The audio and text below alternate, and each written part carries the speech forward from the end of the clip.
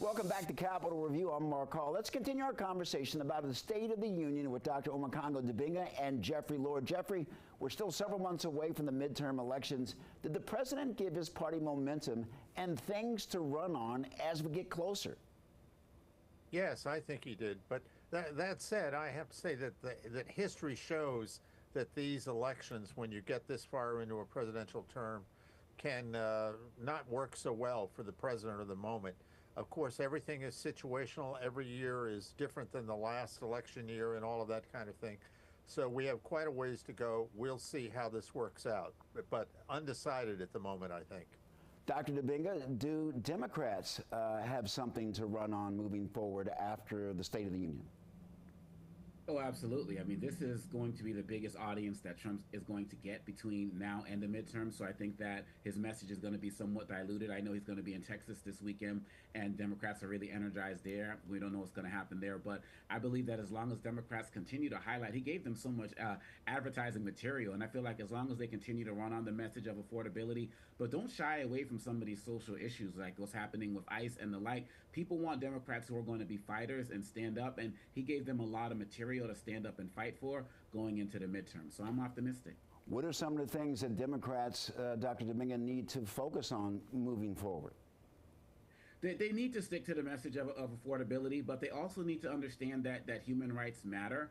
And I don't think that it's wrong for them to speak on that. People say, oh, they don't care about the they lost because they cared about the state of democracy, and most Americans aren't there. But I think many Americans now, especially seeing what's happening with ICE and other aspects of the economy, healthcare, that he's thinking that it's okay to speak up on these social issues and human rights issues. People want to see that. They want those fighters.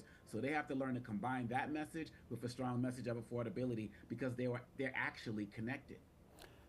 Jeffrey, do Republicans need to really hammer home those kitchen table topics? It's always true, and you know, I always go back to James Carville, the Bill Clinton aide, who in the long ago said, "It's the economy, stupid." It's always the economy. I mean, unless we're having a major wartime problem, which I don't think we have at the moment, it's always the economy. People are out there every day, getting groceries, taking care of their families, etc.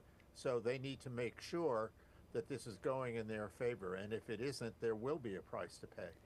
You talk about a price to pay, Jeffrey. President Trump, obviously the leader of the Republican Party. Is it on his shoulders moving forward as we approach November?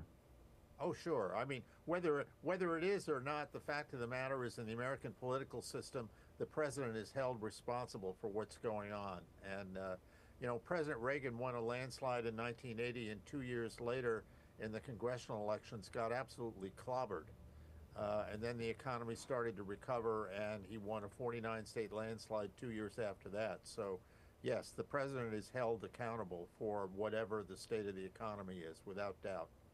And Dr. Dibinga, Democrats, when they campaign all the way between now and November, is President Trump really the topic of conversation? Well, he has to be the topic of conversation because he keeps putting himself in the conversation. We also have to remind ourselves about the Epstein files. I mean, this is not just the Epstein class, it's the Epstein administration, and many people do care about that. People also care about the fact that he's actively trying to sabotage this election with the SAFE Act and other things that they are putting out there. And so there's going to be voter oppression, there's going to be voter suppression, and as we see more lack of accountability from people within the administration connected to Epstein, I think more Americans of all sides of the political spectrum are going to be upset with that as well. Dr. Dibinga, Jeffrey Lord, thank you both very much for joining us.